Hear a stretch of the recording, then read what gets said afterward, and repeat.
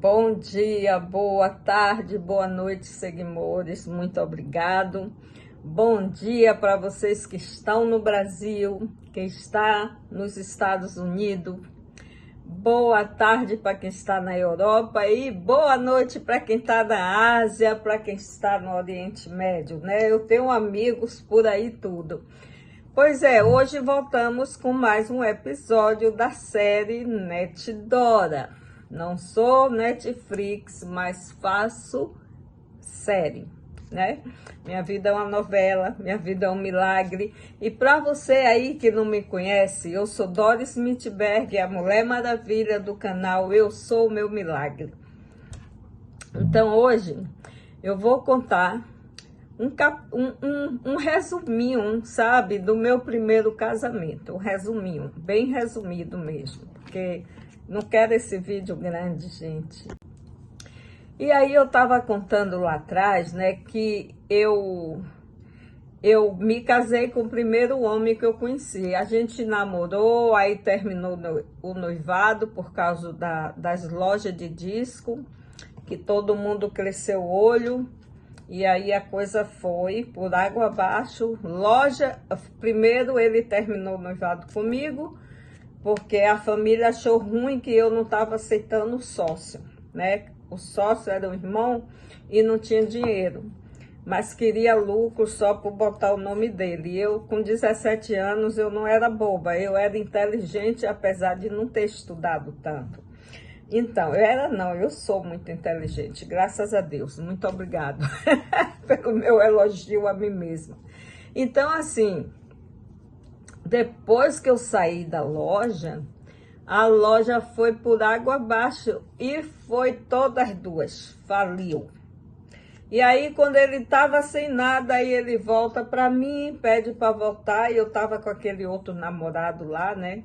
Ele pediu para voltar e eu amava ele ainda, né? Porque foi assim, a primeira referência de homem que eu tive, que me deu amor, que me deu carinho, foi ele. Porque na minha casa os homens que tinha só era maltrato. Então ali ele ficou sendo tudo meu. Eu idealizei um sonho muito, assim, uma fantasia irreal, na verdade. Porque eu acreditava, eu tinha uma crença limitante que o casamento era para sempre, que ruim com ele, pior sem ele. E aí, quando a gente voltou, teve aquela paixão toda que eu engravidei, nós resolvemos nos casar antes que a barriga crescesse, né? E eu me casei com 3 meses de grávida, toda apertadinha, casei de véu e grinalda, mas minha mãe não sabia, meus irmãos não sabiam, porque se soubesse, ela era capaz de matar ele, que eu estava grávida, né? Então, assim foi. Ele chegou já foi aí no primeiro dia do casamento na igreja. Eu cheguei primeiro do que ele e fiquei no carro esperando. Ele chegou bem atrasado, ainda deixou as alianças cair nas escadarias da igreja. Mas nos casamos, o primeiro ano foi muito bom. Na minha gravidez inteira, ele me mimou, me cuidava. Eu tive muitos pesadelos na minha gravidez do primeiro filho. Eu acordava toda noite gritando, pensando que um dia era o pesadelo que meu pai morreu, outro dia era minha mãe. E aí eu entrava em pânico, chorava. Saía de madrugada, debaixo de chuva, ele ia me levar para ver minha mãe e meu pai. E aí minha mãe dizia, outra vez, nós, quando ela acordar assim, não traga não, ela tem que acostumar. Não era que eu não estava, eu estava feliz que eu saí da minha casa, mas eu era tão apegada à minha mãe que eu comecei a ter aqueles pesadelos horríveis. E aí, gente, o primeiro ano, a gravidez do primeiro filho foi muito bonita. Ele beijava minha barriga, ele trazia merenda, acarajé. Era muito delicado, se eu desejasse alguma coisa ele ia comprar. E eu pensei que eu estava vivendo um sonho, um conto de fada. Aí eu tive o filho prematuro com 8 meses, todos meus filhos nasceram de 8 meses. E aí, logo eu passei mal no parto, tive uma infecção hospitalar, fiquei muito doente. Mas depois que melhorei, assim que me recuperei, um mês depois, eu transei e peguei filho. E fiquei grávida de novo. Peguei filho, que ideia. Fiquei grávida de novo do meu segundo filho. E aí pronto. Aí a vida mudou completamente. Eu já não era o meu príncipe encantado. Eu já não era aquela princesa. E aí ele começou a dormir na rua. Aí eu ficava eu reabri, eu esqueci de dizer, eu reabri as 2 lojas novamente quando a gente voltou o noivado. E quando casei já tinha aberto as 2 lojas de novo. E na segunda gravidez ele ficava numa loja, eu em outra. Ele começava a chegar tarde em casa, bebendo, ia beber com as mulheres, com as meninas do bairro. Aí começou aquela coisa. A gente estava morando ainda num quarto separado, né? No mesmo terreno da irmã dele. Ela tinha construído um quarto e sala e a gente ficou morando lá. E eu me mudei de lá, grávida, e não passou. Quando eu estava com 6 meses de grávida, ele chega e me fala que queria separar de mim.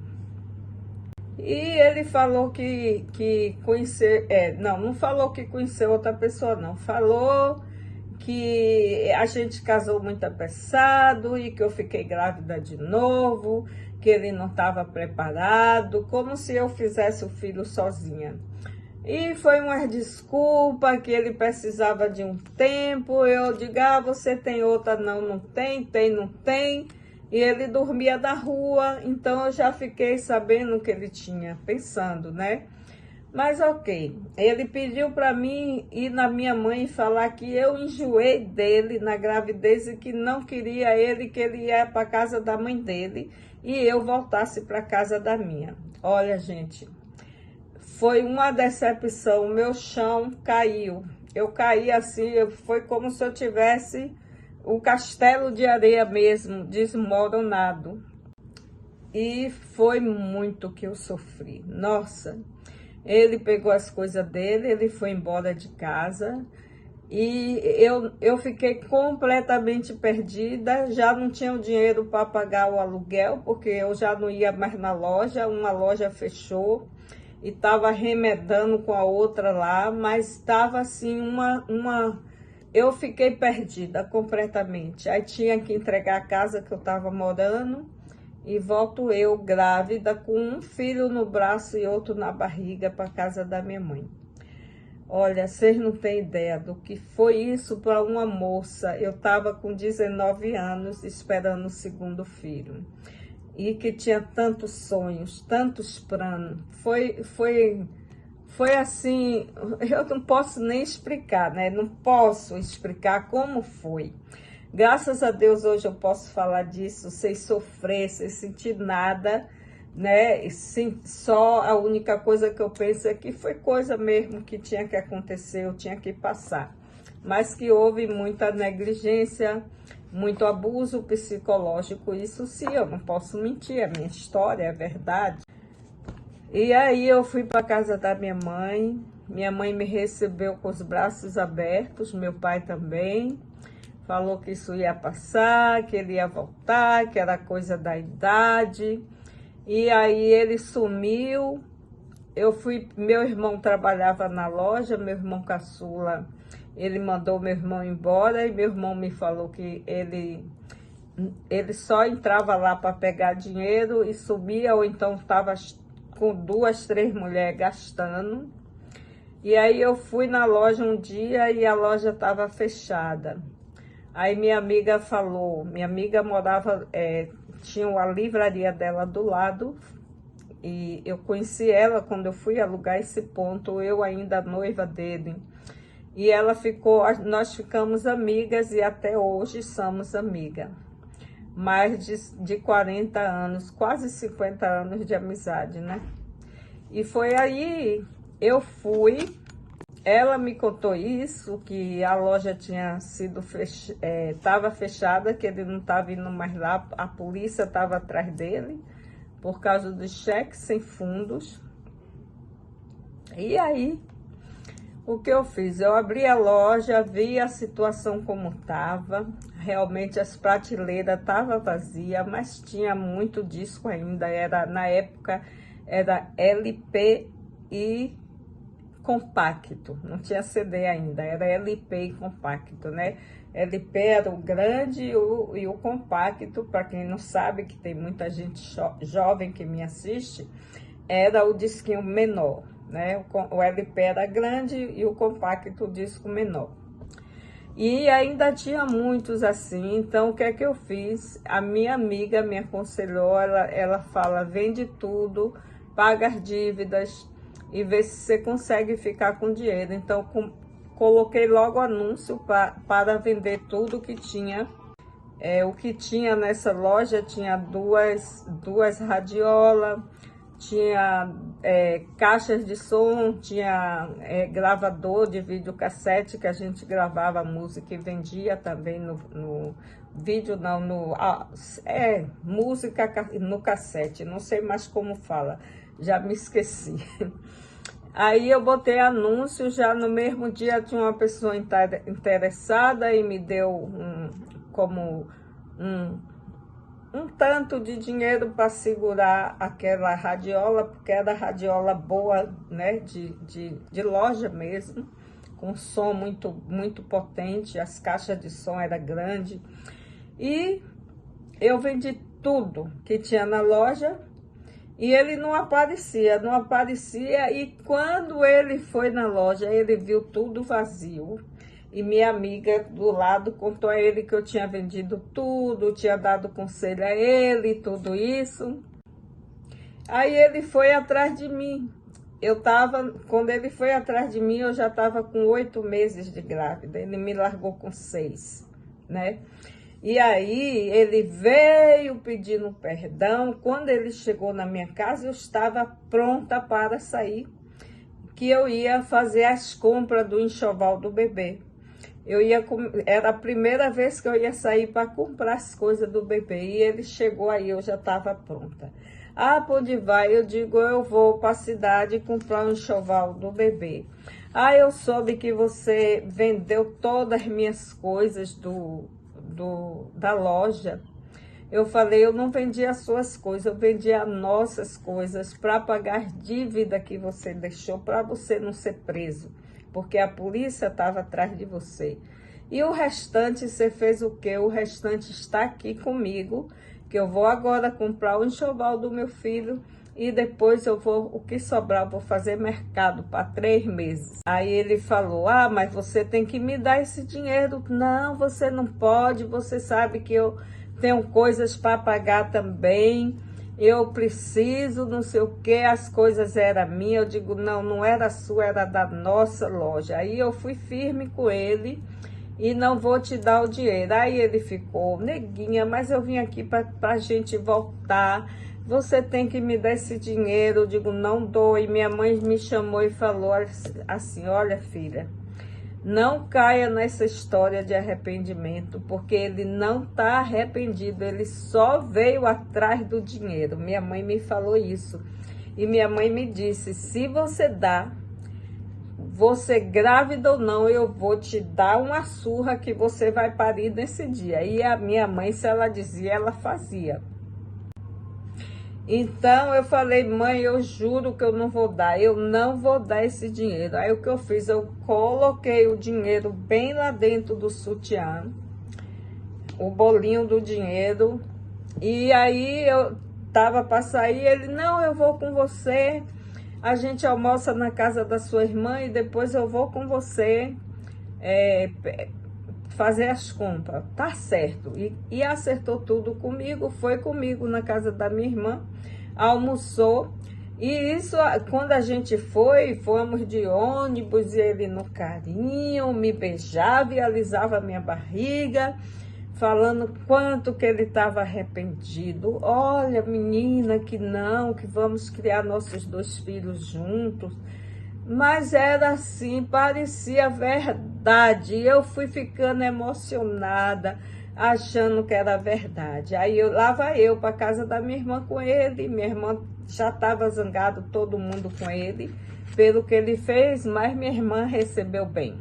O meu cunhado na época era vivo, gostava dele porque ele era uma pessoa carismática, qualquer um se apaixonava.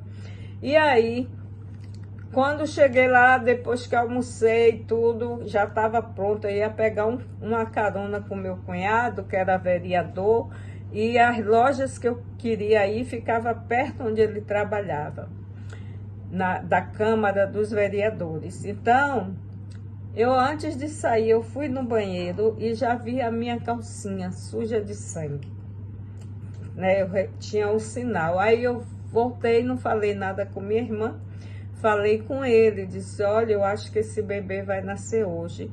Por quê? Você está sentindo alguma dor? Eu falei, não, mas minha calcinha, eu fui no banheiro, estava suja de sangue. Ah, ele não é nada não, talvez porque você fez algum jeito, não sei o quê.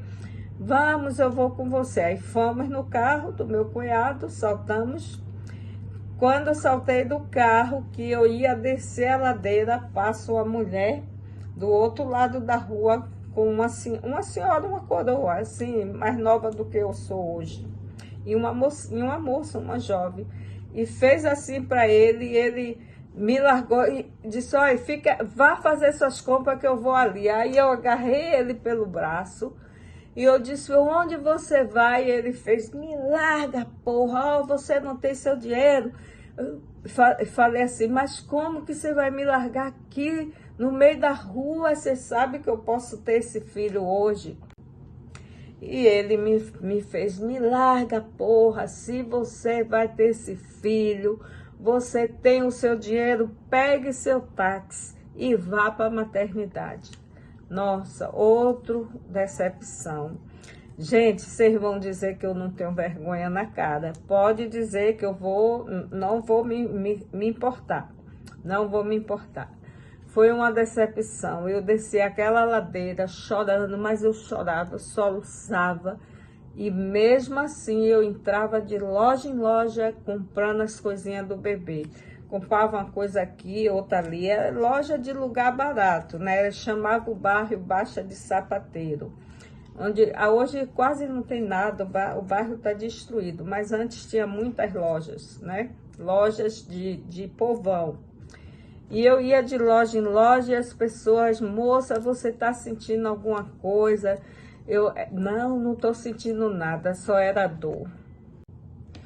E aí, minha filha, eu só sei que quando eu acabei de comprar tudo, ainda sobrou um bom dinheiro, aí vai eu para o supermercado. Na época era o supermercado Paz Mendonça, que depois virou, acho que, Superbox, um negócio lá. Não sei como o nome chamou, que vendeu, era uma rede grande, o supermercado, igual como o Bom Preço.